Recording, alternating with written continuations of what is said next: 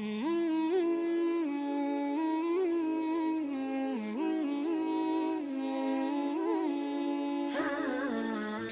تو اللہ ہے، سب کا اللہ، نیکیوں والوں کا بھی اور گنہگاروں کا بھی۔ وہ سب کی پکار سنتا ہے، وہ سب کی دعائیں سنتا ہے۔ بعض دفعہ جب انسان کوئی گناہ کر بیٹھتا ہے اور بعد میں اس کو احساس ہوتا ہے کہ ہم نے غلط کیا، اور پھر وہ اللہ سے توبہ کا سوچتا ہے یا وہ اللہ سے دعا مانگنے کا سوچتا ہے، اس کو لگتا ہے کہ اب وہ کچھ بھی کر لے اللہ اس کو اپنے پیارے بندوں میں شامل نہیں کرے گا۔ مگر ایسا نہیں ہے، ہم تو انسان ہیں، کیونکہ ہم انسان کسی کو جلدی معاف نہیں کرتے، ہم انسان کسی کی جلدی بات نہیں سنتے، تو اس کو لگتا ہے کہ شاید اللہ بھی ایسا ہی کرے گا، مگر وہ بھول جاتا ہے کہ اللہ کی رحمت اس کے غضب پہ غالب ہے۔ میرا رب توبہ کرنے والوں سے کبھی ناراض نہیں ہوتا، میرا رب کبھی یہ نہیں کہتا کہ اب کیا لینے آئے ہو۔ میرا اللہ تو کہتا ہے کہ دیکھو میرا بندہ آ رہا ہے، مجھ سے مانگنے آ رہا ہے، دیکھو تو صحیح میرے بندے کو احساس ہو گیا غلطی کا، میرا بندہ شرمندہ ہے۔ اللہ تم سے اتنی محبت کرتا ہے کہ ہر اس چیز کو تم سے دور کر دیتا ہے جو تمہاری بے سکونی اور تکلیف کی وجہ ہو، پھر بھی تم کیوں ان چیزوں کے پیچھے بھاگتے ہو جو اللہ نے تم سے دور کر دی ہے؟ جب تک تم ان چیزوں کے پیچھے بھاگتے ہو جو اللہ نے تم سے کسی وجہ سے دور کی ہے، تب تک تم بے سکون رہتے ہو، کیونکہ جب تم اللہ کو چھوڑ کر کسی خاک کے پتلے کے پیچھے بھاگتے ہو تو اللہ تمہیں تھکا دیتا ہے، اور آخر میں تم تھک ہار کے اپنے اللہ کے پاس خود ہی واپس آ جاتے ہو۔ آپ کو کوئی چیز تکلیف دیتی ہے جس کی وجہ سے آپ بے سکون ہو جاتے ہو، تو اس چیز کو اللہ کے سپرد کر کے بے خبر ہو جاؤ، کیونکہ جب تم اپنے فیصلے کا حق صرف اپنے اللہ کو سونپ دیتے ہو تو پھر اللہ تمہاری چاہ کا خیال رکھ کے ہی فیصلہ کرتا ہے۔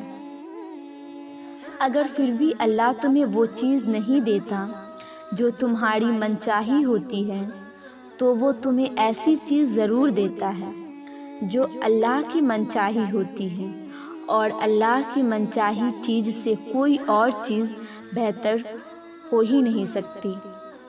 لیکن ہم تکلیف تو سہ لیتے ہیں، لیکن اپنی منچاہی چیز سے دور رہنا نہیں چاہتے۔ اللہ کی محبت اس سے بہت مختلف ہے، وہ ہمیں خوش دیکھنا چاہتا ہے، اس لیے کبھی آزمائش سے گزار کر خود تک لے آتا ہے، اور پھر ہمیں وہ ساری خوشیاں عطا کر دیتا ہے جو ہم ڈیزرو کرتے ہیں۔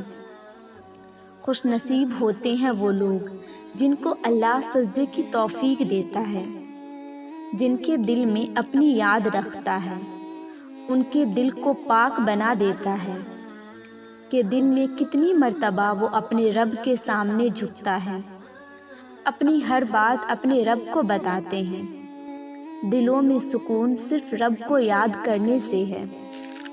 کبھی کبھی انسان کا دل کسی چیز کے لیے بہت تڑپتا ہے، اتنا کہ اس کے لیے صبر کرنا بھی مشکل ہو جاتا ہے۔ انسان ہر اس روز اس چیز کو حاصل کرنے کے لیے ہر اس لمحے دعا کرنے کی کوشش کرتا ہے جو لمحہ دعا کے لیے افضل ہے، اور اس کی آنکھیں اپنی مانگی گئی دعا کے قبول ہونے کا انتظار میں ہر روز ادھر ادھر تکتی رہتی ہے، اور یہ بھول جاتے ہیں کہ اللہ نے ہر چیز کو عطا کرنے کا ایک مخصوص اور بہترین وقت مقرر کر رکھا ہے۔ ہمیں یاد رکھنا چاہیے کہ ہمیں کسی چیز کو حاصل کرنے کی اتنی چاہت ہے تو اس چاہت کرنے والے دل کا مالک کون ہے؟ یہ چاہت بھی تو اس رب نے دل میں ڈالی ہے تاکہ تم اس کے لیے دعا کر سکو، اور وہ تمہاری خواہش کو بہترین کر کے تمہیں عطا کر سکے۔ دعا تو بس ہماری ہی درجات بلند کرنے کا ایک ذریعہ ہے۔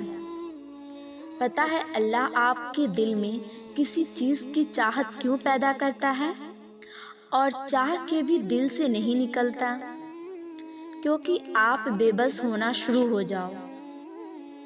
ہر دعا ہر تہجد میں مانگنا شروع کر دیں۔ اللہ مانگنے کی توفیق بہت کم لوگوں کو دیتا ہے، بہت کم لوگوں میں طلب پیدا کرتا ہے۔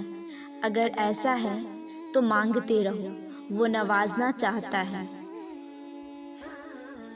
انتظار کو اپنے لیے سزا مت سمجھو، وہ ہر چیز پر قدرت رکھتا ہے، 70 ماؤں سے زیادہ پیار کرتا ہے، تو کیسے وہ انتظار کو تمہارے لیے سزا بنا سکتا ہے؟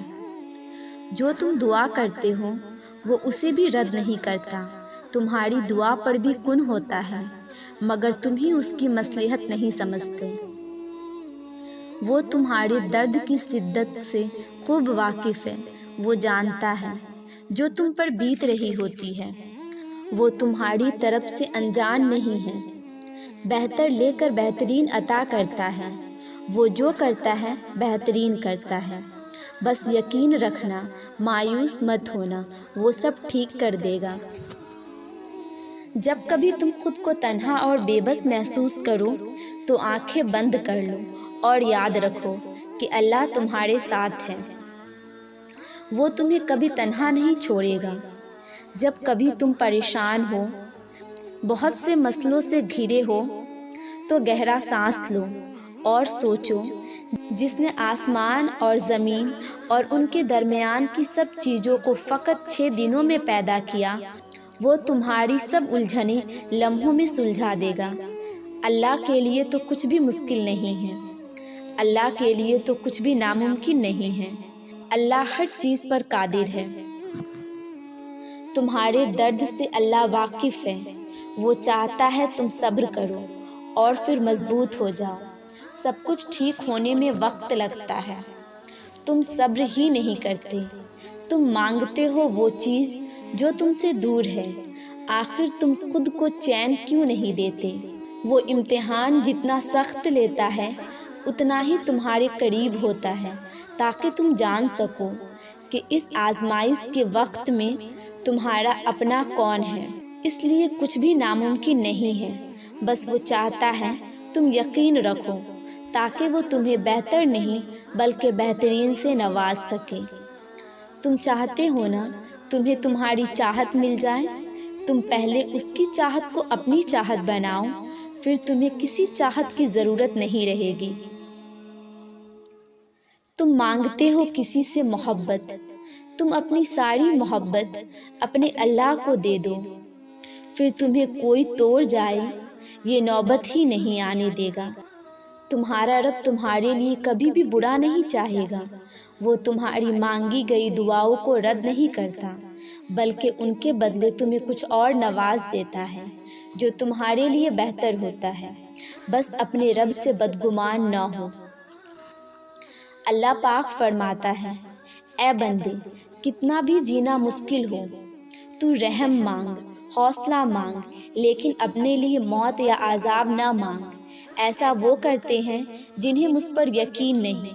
میں تو پتھر میں بھی کیڑے کی مدد کرتا ہوں، تو پھر بھی انسان ہے۔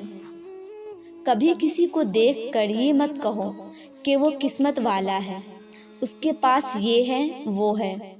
جو تمہارے پاس ہے اس پر شکر کرو، ہو سکتا ہے جو تمہارے پاس ہو وہ اس کے پاس نہ ہو۔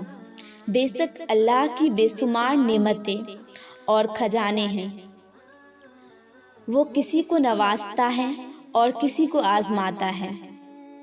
اللہ جس چیز کو تمہارے قریب کر دے اس میں ضرور تمہاری بہتری ہوگی، اور جس چیز کو تم سے دور کر دے اس میں ضرور کوئی حکمت ہوگی، بس اس چیز کو سمجھنے کی ضرورت ہے۔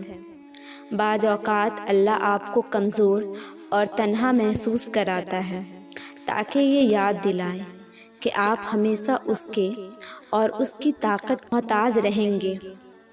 اس کی مدد کے بغیر آپ کچھ نہیں کر سکتے۔ زندگی میں کچھ خواہشات کو اللہ کی رضا کے لیے چھوڑ دیا کرے، کچھ گناہوں سے کنارہ کر لیا کرے، اپنے رب سے ڈرتے ہوئے، تاکہ قیامت کے دن جب ہمارا رب ہم سے پوچھے میرے لیے کیا کر کے آئے ہو دنیا سے، تب ہمارا دامن خالی نہ ہو۔